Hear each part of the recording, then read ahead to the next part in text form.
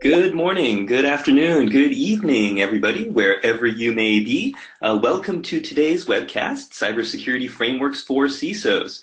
It turns out that we in security, all of us, probably all of us here, many of us here on the line, we suffer from a common problem, and that is something that is known as the curse of knowledge. And the curse of knowledge occurs when, in any field, you are extremely knowledgeable about a particular topic, and given that extreme depth and breadth of knowledge, we find it extremely difficult to communicate about those topics to other people in simple terms.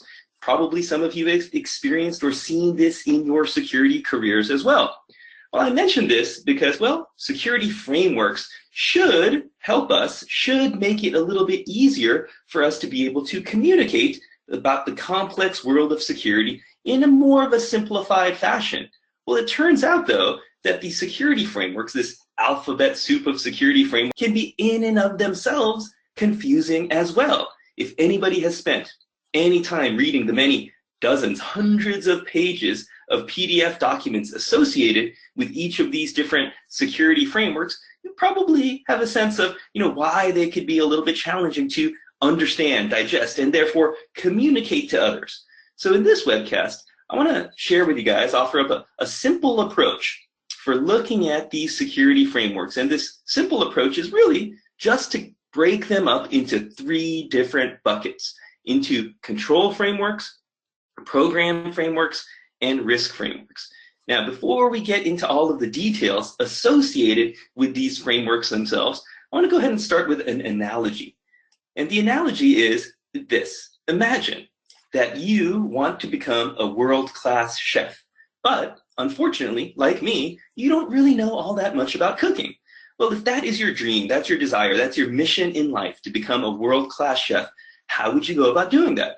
Well, first, you've got to get a sense of, well, what are the ingredients? What are the ingredients that you have at your disposal? When you walk into the supermarket, you might be inundated as a new chef, somebody starting to get into cooking, with all of the rows and aisles of different items and ingredients that you could potentially put into your dish. And so you want to get a better sense of, well, what are those different elements? Where's the garlic, the salt and pepper, the basil, and so on? And so to bring that back to security, that list of ingredients, your shopping list, if you will, is akin to your control frameworks. What are the potential ingredients that you can include in your security program for your organization? And those are defined in your control frameworks. Now, if your goal is to become a world-class chef, it's not enough to know what your ingredients are. You've got to be able to assemble those ingredients into a delicious dish. Well, that dish, in terms of how those are put together, how those ingredients are put together, is akin to your program frameworks. Which specific ingredients, which specific controls do you need to implement so that you can have basically a recipe to follow? Your recipe, your cookbook, essentially, is your program frameworks. Now, once you've got this amazing dish created, to be a world-class chef, you don't want to just make one amazing dish. You've got to figure out, well, you've got a dish, you've got some appetizers, you've got some sides, you've got some desserts. You've got to figure out how those all fit together. And in addition to that, you want to make sure to be able to create an amazing experience for your diners, for your guests. You want to be able to create a restaurant that people actually value, some place that people want to go, a destination, if you will. And to figure that out, you've also got to then understand, well, what is it that your diners, your customers actually want? What value do they get out of it? And what activities, what things should you prioritize first? And so beyond just making a delicious recipe, a delicious meal, the risk frameworks help you figure out, okay, well, what is the larger business value that your organization is striving to achieve that helps you prioritize the specific things that you will do in your restaurant? And in this particular case, the risk frameworks help you figure out, well, what are the specific things that you need to do in your security program overall? And so generally speaking, it's not that you would only do a control framework first, only do a program framework, then only do a risk framework.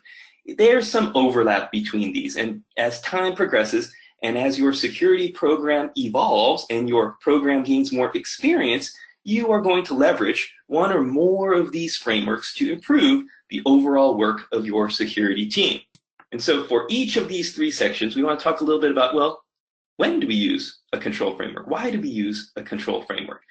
I've had CEOs and CIOs ask me, Frank, well, what are we doing from a security perspective? Why are you choosing to do those particular activities, to implement those specific controls for our organization? And to be honest with you, many years ago, before I started to learn to leverage these various frameworks, my response was generally along the lines of, well, it's best practice because I know that we need these controls in our environment. Now, that wasn't a satisfactory answer for those CEOs and CIOs, because what they wanted to know is, well, is there some industry agreed best practice baseline set of controls that we could leverage? They don't want to know that I simply just made up a recipe. They want to know that that recipe was perhaps handed down from generations. This is what has been learned by my mother, my grandmother. This is what the industry as a whole, right? This is the best practice way of creating a particular recipe using a set of known ingredients. And so control frameworks help us define that. And therefore, because we've got a baseline set of known controls, they also help us, well, assess the state of those technical capabilities and also help us prioritize implementation of various controls that gives us in security an initial roadmap, a starting point for the types of activities that we want to do in our overall security program. We were just talking, let's remind ourselves, we were just talking about control frameworks. What is the list of ingredients that we could potentially put in our dish? And what is the best practice known set of ingredients that you might want to put in? Salt, pepper, garlic, basil, and so on. Well, so now we need to talk about program frameworks a little bit here, because it's not enough just to know what the list of ingredients are. We also want to get a better sense of, well, how do we organize our overall security program into a way that's going to create not just one dish, but an overall meal with an appetizer, side dishes, the main dish, dessert, drinks, and so on.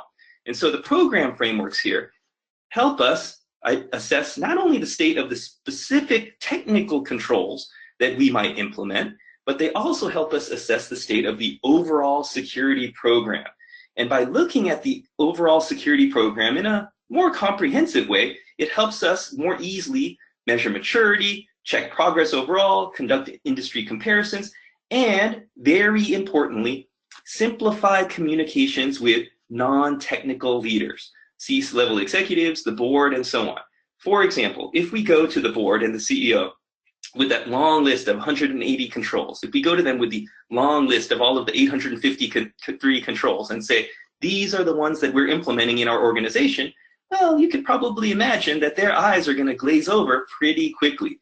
And so we want to be able to simplify what we're doing from a security perspective a little bit more, so to make it a little bit more understandable. And that is where a program framework comes into play. Now, up to this point, what have we done?